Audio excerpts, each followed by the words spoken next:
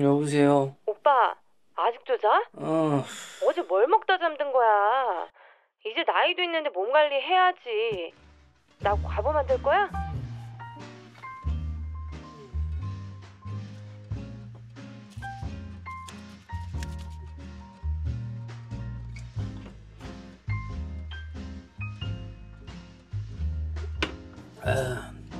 여보. 밥 먹으러 왔어? 오빠 살 빼야 돼, 알지? 살찌는 건 안 먹지. 맞다. 이 상황에선 어떤 걸 먹어야 되나? 건강을 위해서.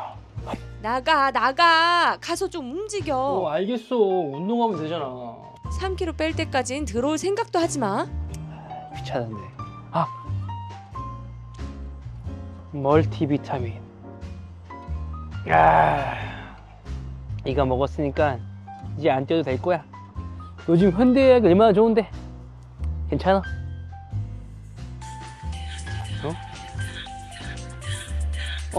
이번엔 건강검진 꼭 받아야 돼. 검진? 내가 꼭 가야 되나? 튼튼한데? 튼튼하게 뭐가 튼튼해. 잔말 말고 가. 알겠어. 갈게. 환자분 콜레스테롤 수치가 높고요, 근육량 수치가 현저히 떨어져 있는 상황입니다. 아니, 그럴 리가 있나요? 제가 영양제를 몇 개나 먹는데요. 영양제는 영양제이고요, 기본적인 식단과 운동이 절실히 필요한 상황입니다. 지금 현재로서는 이대로 가시다가 큰일 납니다, 환자분.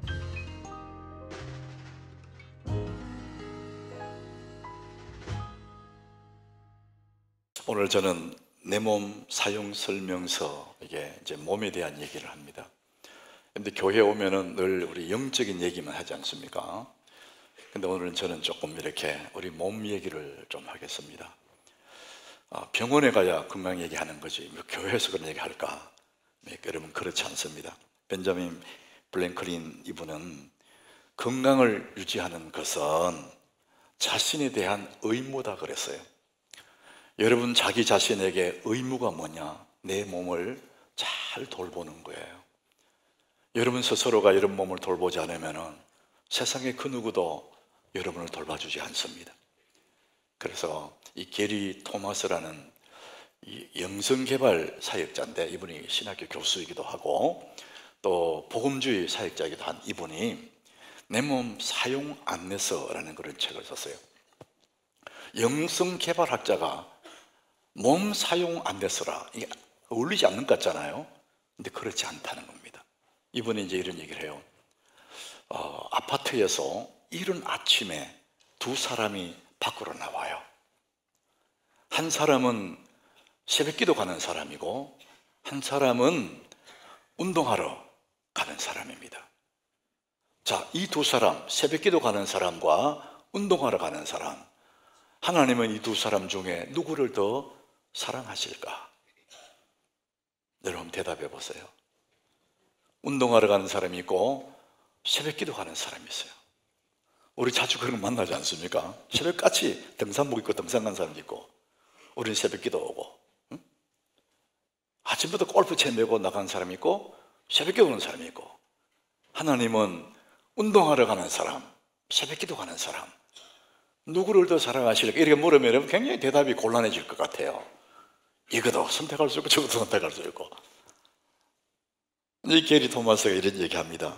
새벽기도 간 사람에게는 하나님 이렇게 말씀하실 거다. 얘야, 제발 너 몸 좀 돌봐. 건강 좀 챙기라는 거겠죠. 운동하러 가는 사람에게는 얘, 너 나랑 데이트 좀 하자.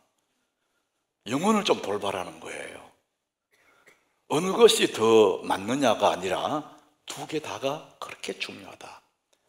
왜냐하면 사람은 영혼만 존재하는 게 아니에요. 우리 마음도 있고 몸도 있어요. 이것이 어우러져서 나라는 존재이기 때문에 우리는 몸도 마음도 영혼까지 다 굉장히 중요한 부분, 이것을 성경이 말씀하고 있습니다. 고린도서 6장 20절에 우리의 몸의 소중함을 이렇게 말해요. 우리 같이 한번 읽어보겠습니다. 값으로 산 것이 되었으니 그러니 너희 몸으로 하나님께 영광을 돌리라.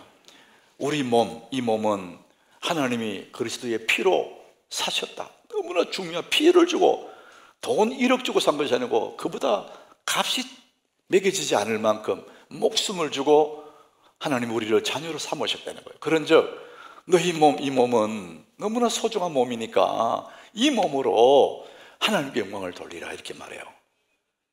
여러분, 이 몸으로 영광 돌리라, 이걸 우리는 잊어버리면 안 됩니다.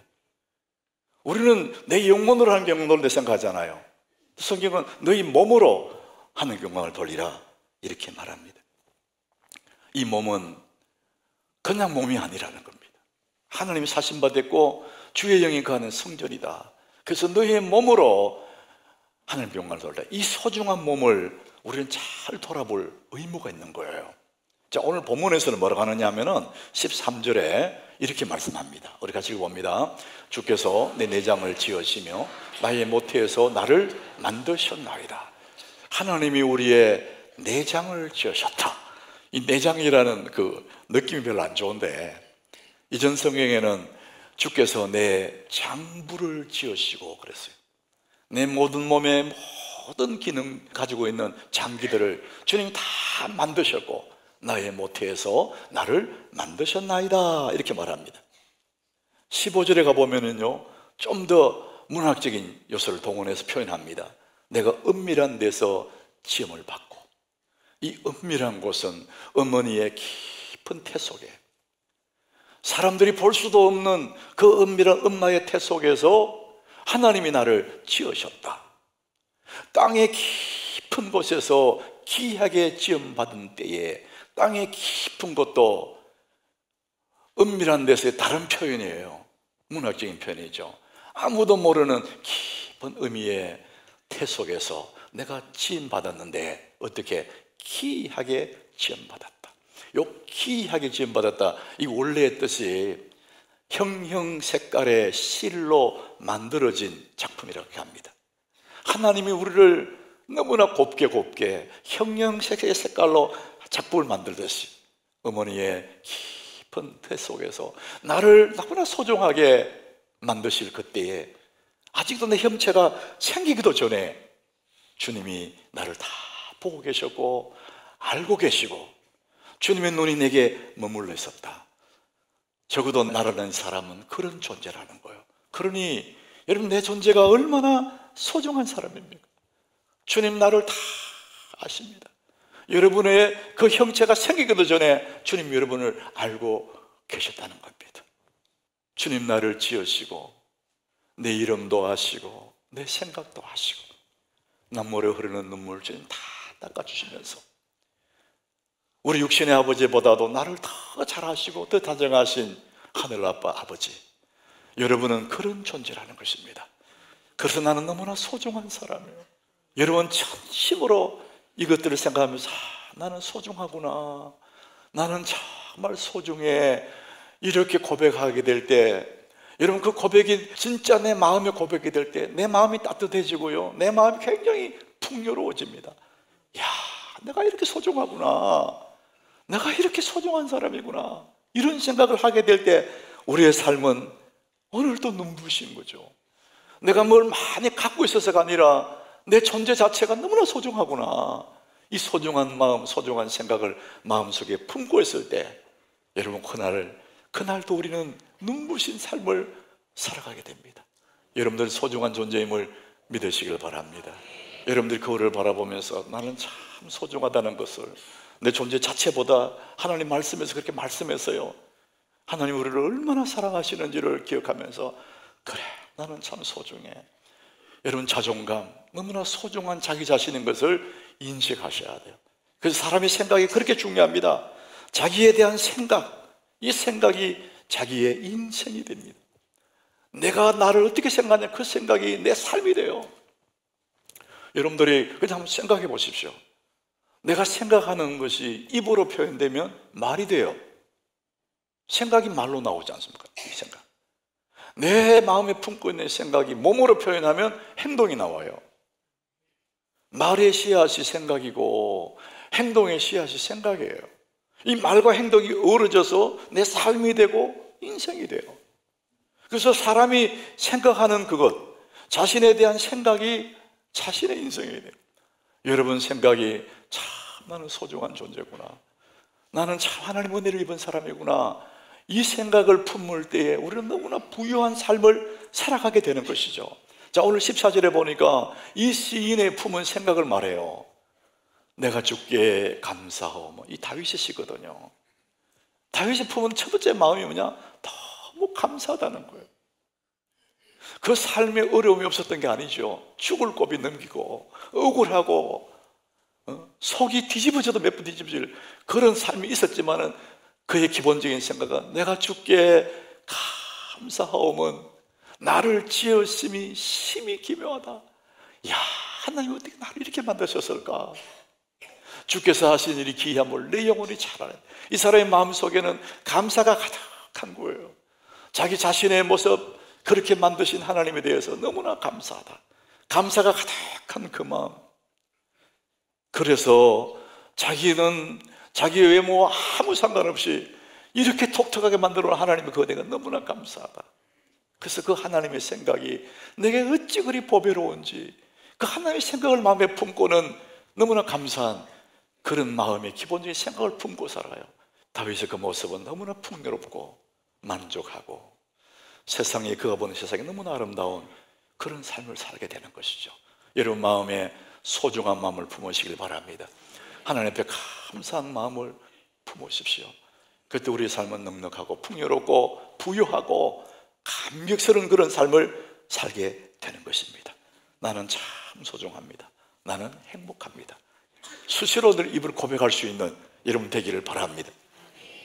자, 우리가 소중하기 때문에, 내가 너무나 소중한 존재이기 때문에 마귀는 우리의 소중한 존재를 흠을 내고 싶어 합니다.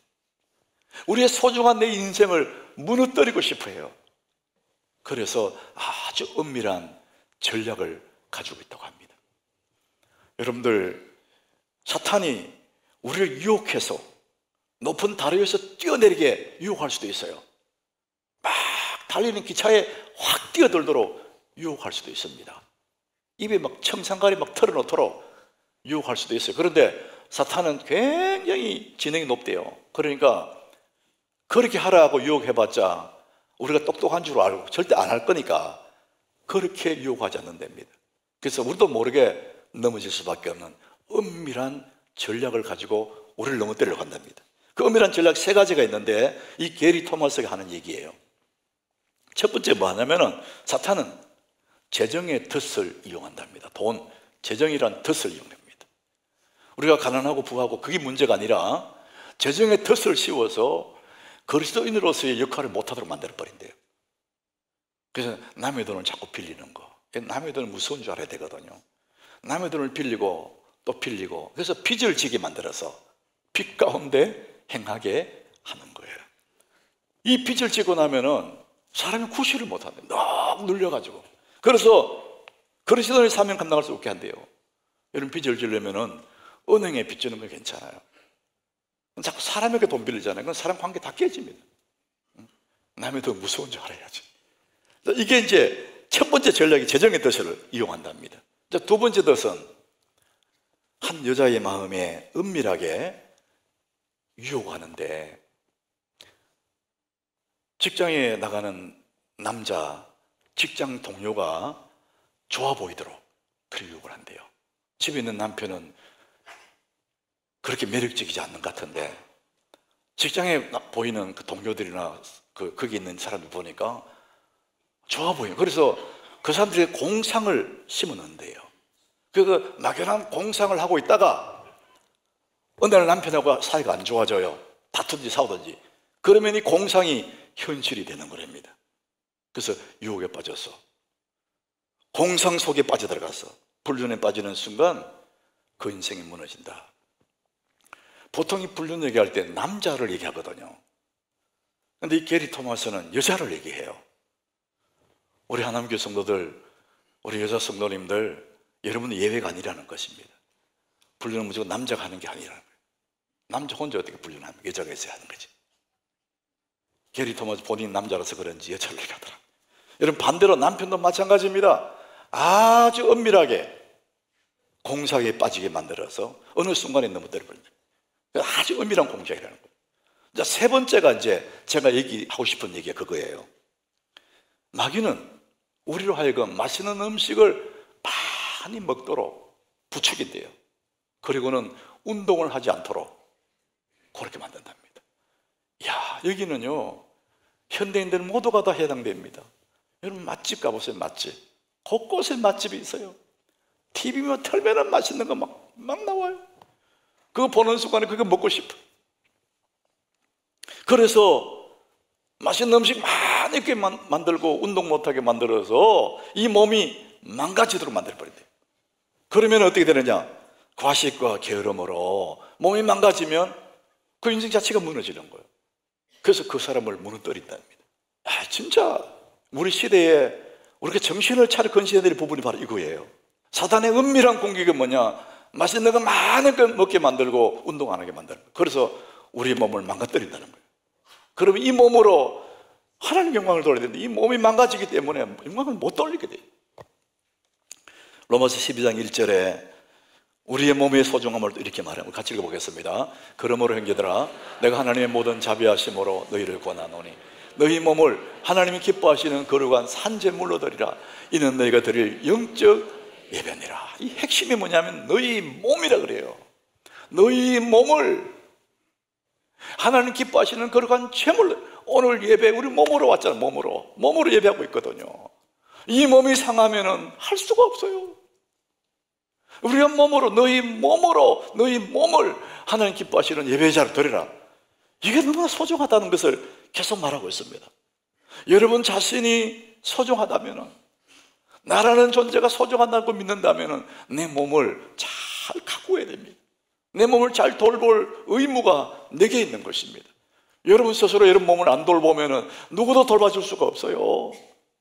고린도전서 6장 19절 20절 읽은 말씀인데 우리 같이 읽어보겠습니다. 너희 몸은 너희가 하나님께로부터 받은 바 너희 가운데 계신 성령의 지는 줄 알지 못하느냐? 너희 자신의 것이 아니라 값으로 산 것이 되었으니 그런즉 너희 몸으로 하나님께 영광을 돌리라. 너희 몸으로 돌리는 이 몸이 어떤 몸이냐? 성령의 전이다. 성령의 전. 하나님이 거하시는 성령의 전이다. 예수 그리스도가 주의 영 성령으로 우리 속에가 이 몸 안에 있는 거예요.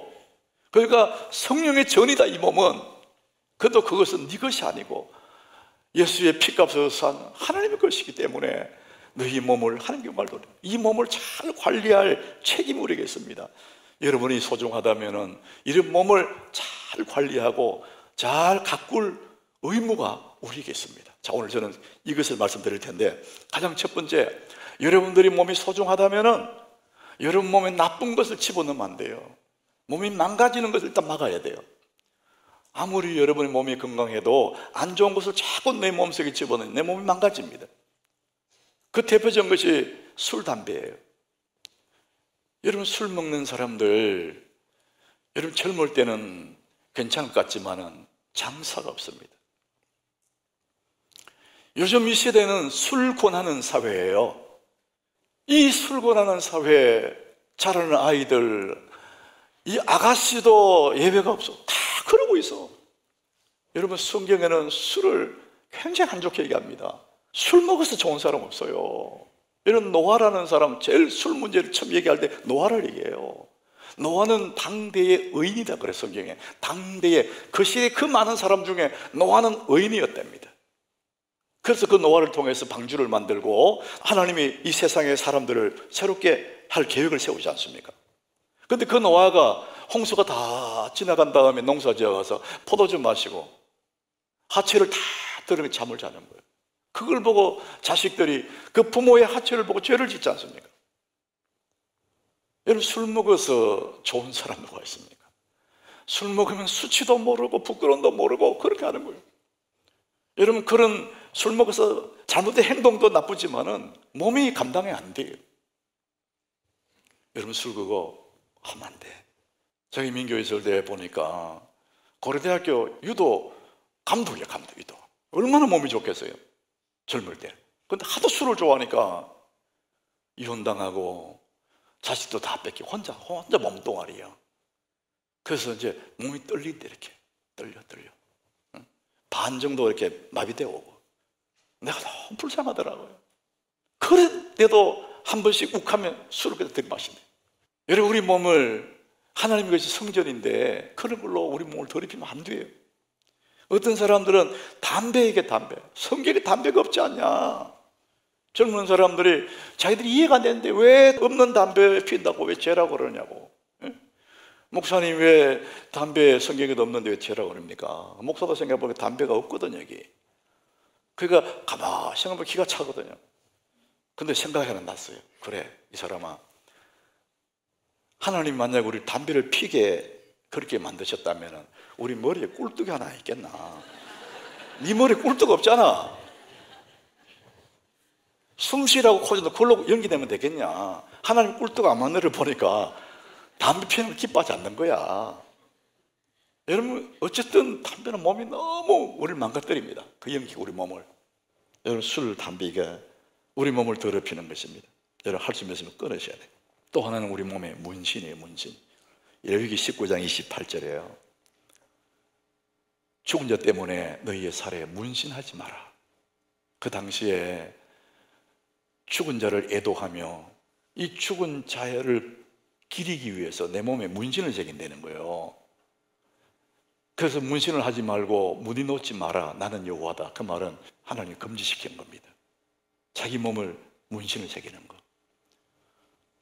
제가 여러 얘기 산부에 집사람이 산부에 왔다가 바로 들어가서 나한테 이 얘기 하지 말아더라고요. 왜 그랬더니 요새 눈에 다 문신한다는 거예요. 나는 생각을 못해서 나는 몸에 그렇지. 근데 이거 아마 당신 그렇게 하면 이 사람아 성경을 받고 성경을 내가 그랬어요. 여러분, 제가 얘기합니다. 요거는 예외입니다. 예외. 이제 그런 의미가 아니고 이 몸에 그 젊은 청년들이 사랑한다고 상대방을 맹세하면서 이름 새기고 뭐 표식 새기고 하잖아요. 그런다고 그 사람 변치 않을까요? 만약에 문신 새기면 안 변한다 그러면 온몸에 새기라고 내가 얘기할 것 같아요. 배도 새기고 목에도 새기고 다 새기라. 안 변하려고. 근데 그렇다고 되는 게 아니에요. 성경은 어쨌든 그만합니다, 여러분. 왜 그렇습니까? 우리 몸을 하나님이 기뻐하시는 제물로 드리라는 거잖아요. 여러분 중에 혹시 또 몸에 이미 문신 있는 사람들은 그냥 두세요. 근데 더 이상 하지 말아요. 그리고 유혹도 받지 말고. 이미 뭐 그렇다니까. 성경은 언제나 지금부터 얘기해요. 이전 것을 묻지 않습니다.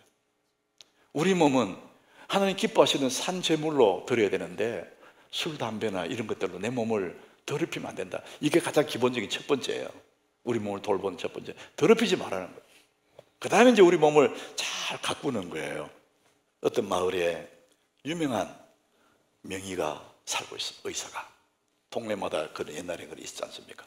이 의사가 얼굴 색깔만 봐도 그런거리만 봐도 이거 어디가 안 좋구나 약을 처방할 정도로 명의랍니다. 동네 사람들이 이 의사를 그렇게 의지했대요. 근데 이 의사가 나이가 들어서 죽게 됐는데 동네 사람들이 몰려가서 아쉬워서 애도하면서 그 의사 주변에 둘러앉아 있는데 이 의사가 동네 사람들이 이 말을 했대요. 여러분, 나보다 훨씬 훌륭한 3명의 의사를 내가 소개하겠습니다. 그 의사 이름은 첫 번째 음식이고, 두 번째 의사 이름은 잠, 세 번째 의사 이름은 운동. 그래서 음식과 수면, 운동, 이 세 의사만 잘 여러분들이 따르면 병원 갈 일 없습니다. 이래 얘기했다는 거예요. 여러분, 모든 서적에, 모든 건강 서적에 마지막 귀결되는 것이 3가지입니다. 첫 번째가 음식이에요. 이 의사는 위에 75%만 채워라. 절대 과식하지 마라. 이렇게 얘기를 합니다. 왜냐하면 먹는 것이 건강이에요. 여러분, 먹는 그것이 내 몸에 들어와서 내 건강이 되는 거예요. 아무리 좋은 것도 75%꽉 차게 먹지 말라는 거예요. 저는 더 말씀드리고 싶어요. 한 50%만 채우면 좋을 것 같아요. 약간 배가 고플 만큼. 그러면 건강이 너무 좋대요. 근데 우리는 막 꾸역꾸역 났거든. 배가 불러가 숨도 잘 못 하더라고. 그 너무 먹어도 기분 나쁘다. 보통 그런 말 하잖아요. 기분 나쁘다. 그 음식이 어떻게 내 몸에 건강을 주겠느냐. 여러분, 그러면 제가 이번 달에 추천 도서가 삶을 바꾸고 싶으면 음식을 바꾸라. 삶을 바꾸려면 음식을 바꾸라. 이 책을 제가 추천 도서로 올려놨어요. 삶의 시계를 거꾸로 돌리는 느림의 건강학. 이게 부제지 않습니까? 이 책을 쓴 분은 서울대학에서 식품공학을 전공한 사람이에요. 대충 머리를 쓴 게 아니고 유학을 가서 석사도 식품공학을 전공하고 박사도 식품공학을 전공해서 자기가 공부한 그것을 실천하기 위해서 강원도 시골에 농가집 주택을 거기서 귀가하면서 실제로 농사 지으면서 이렇게 살아가는 사람. 그 자기의 삶을 책으로 쓴 겁니다. 삶을 바꾸려면 음식을 바꾸라. 아주 강력한 메시지를 남겼어요. 이분이 말하는 것은 슬로우 푸드를 말합니다. 입에 맛있는 음식 말고 패스트푸드 말고 슬로우 푸드. 그런 한결같은 우리 몸에 좋은 음식들은 거친 음식이라는 겁니다.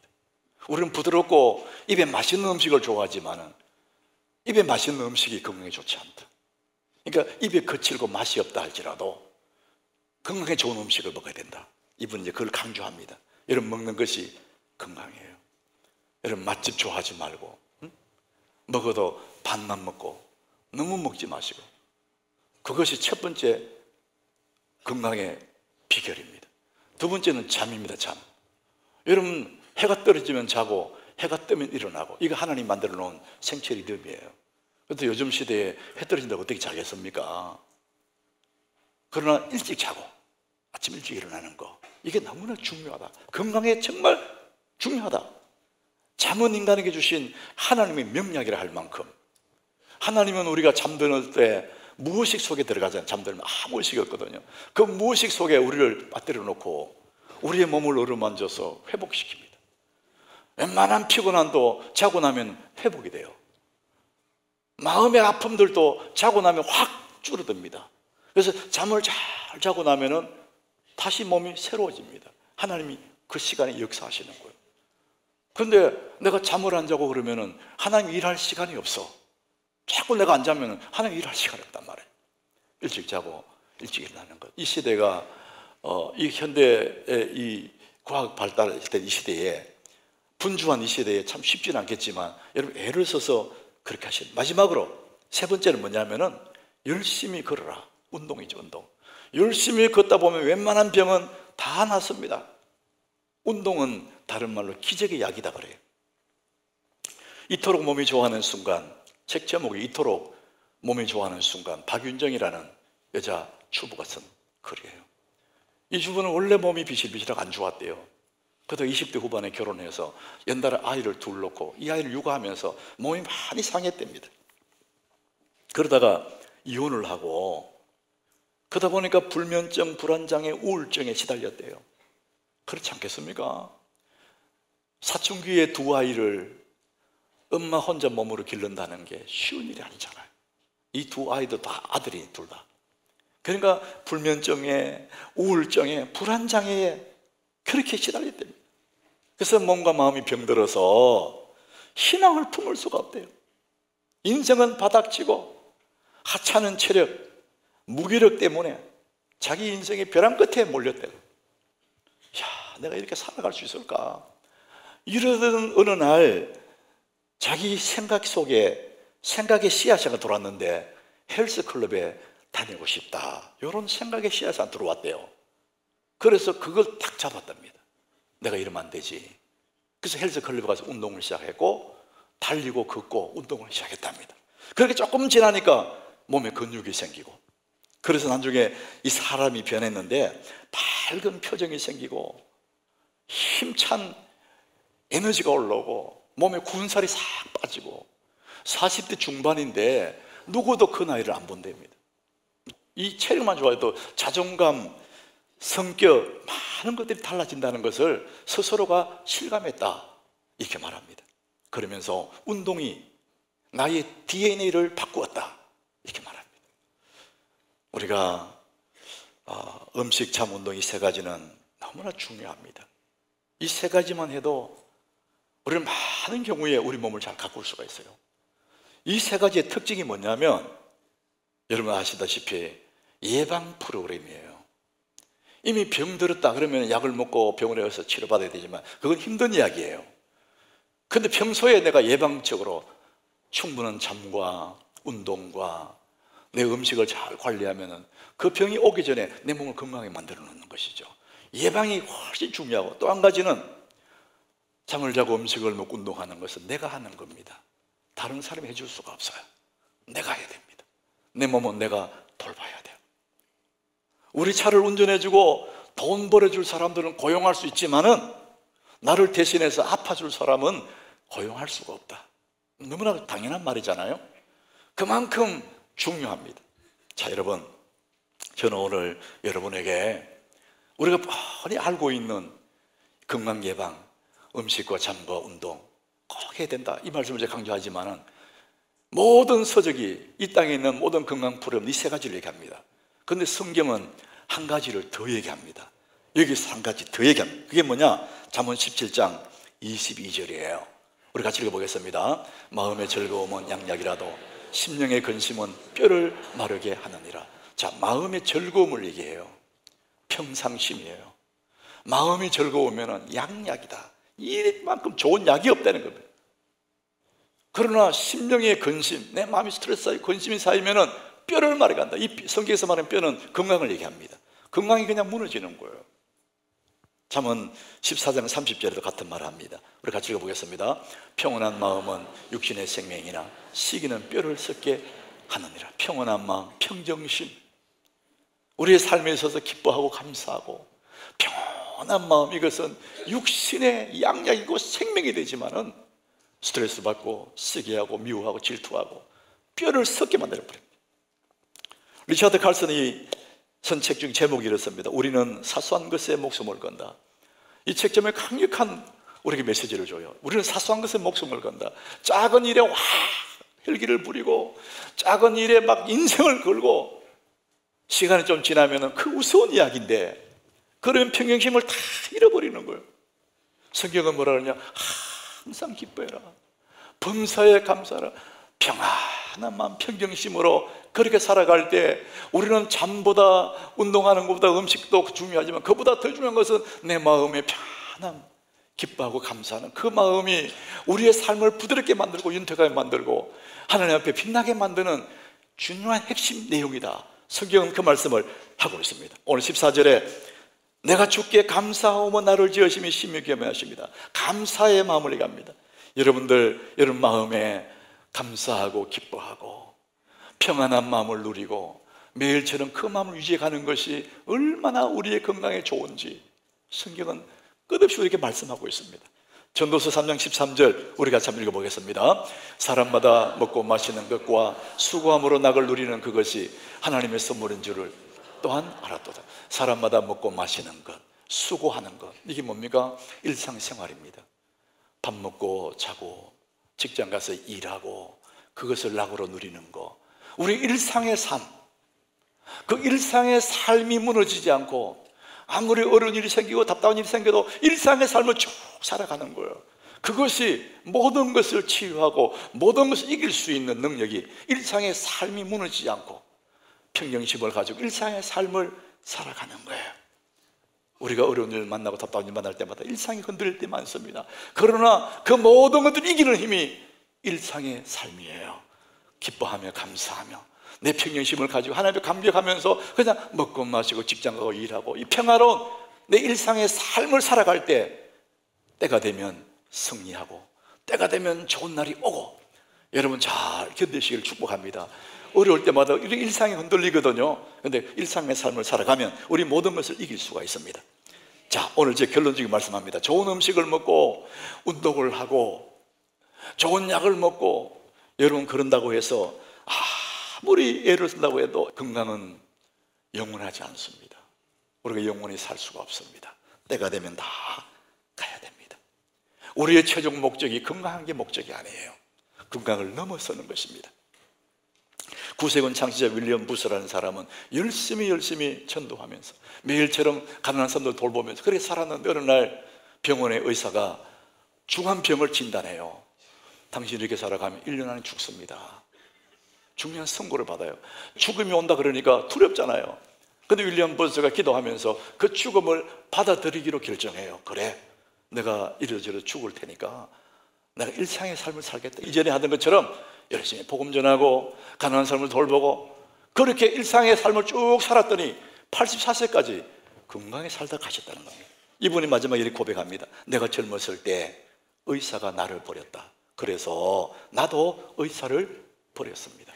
여러분, 살고 죽는 것은 의사의 손에 있는 것이 아니고 하나님의 손에 있는 것입니다. 이러도 저러도 우리 일상의 삶을 살아가면 끝이 오게 되고 그것을 통해 하나님의 영광을 받으시게 되는 것입니다. 빌립보서 1장 20절 21절 우리 같이 읽습니다. 나의 간절한 기대와 소망을 따라 아무 일이든지 부끄러워하지 아니하고 지금도 전과 같이 온전히 담대하여 살든지 죽든지 내 몸에서 그리스도가 존귀하게 되게 하려 하나니 이는 내가 사는 것이 그리스도니 죽는 것도 유익함이라. 여러분, 핵심이 뭡니까? 지금도 전과 같이. 따라합시다. 지금도 전과 같이. 이 사도 바울은 감옥에 있지 않습니까? 그렇지만 인생의 위기가 왔지만은 지금도 전과 같이 나는 나의 길을 일상의 삶을 살아가겠다. 그 삶을 살아가겠다. 나의 목적은 사는 것도 아니고 죽는 것도 아니고 감옥에서 나가는 것도 목표가 아니고 건강한 것도 아니고 살든지 죽든지 나는 그게 목표가 아니다. 내가 살든지 죽든지 내게 사는 것은 그리스도니 죽는 것도 유익하다. 나는 내 몸에서 그리스도가 존귀되기를 원한다. 이 목표가 하나가 있단 말이에요. 우리 그리스도인들의 마지막 최고의 목표는 내 몸에서 그리스도가 존귀케 되는 것입니다. 건강이 마지막 목표도 아니고 사는 게 마지막 목표가 아니고 성공하는 것도 마지막 목표도 아니고 내 몸에서 그리스도가 존귀되는. 그래서 여러분, 우리 일상의 삶을 잘 살아가는, 흔들리지 말고 무슨 일이 있어도 일상의 평정심을 살아가면 여러분, 그것이 최고의 능력 있는 삶이고 하나님이 원하시는 그런 삶이 될 줄로 믿습니다. 여러분의 삶 속에서 하나님의 영광이 드러나는 그런 삶 되시기를 예수 이름으로 축복합니다.